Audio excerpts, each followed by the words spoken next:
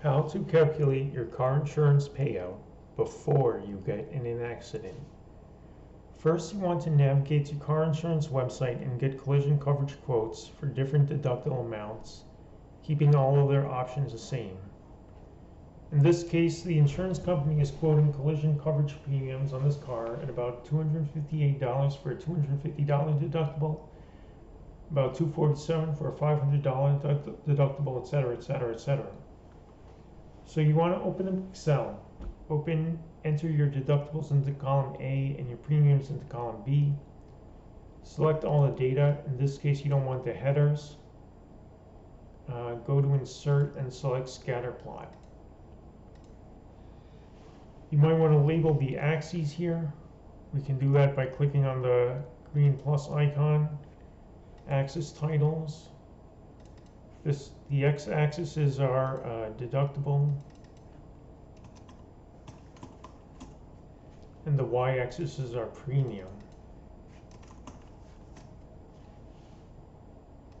The next step is to go to the green plus icon again and select trend line. Now right-click on the trend line and select Format Trend Line, and select Display Equation on Chart. The next step is to find the zero of this equation. In other words, the point where the premium would hypothetically equal 0. There are many ways to do this, but I'm going to use GoldSeek in Excel. So to do that, enter in this formula into cell F3, substituting E3 for the x in the equation and omitting the y. And you can enter in anything you want in cell E3. In this case, I'm just going to use 0. So you go to GoldSeek,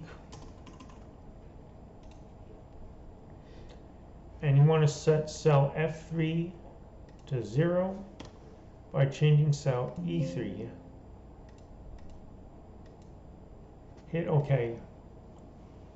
And as you can see, it calculates the value of this car at $6,312.26.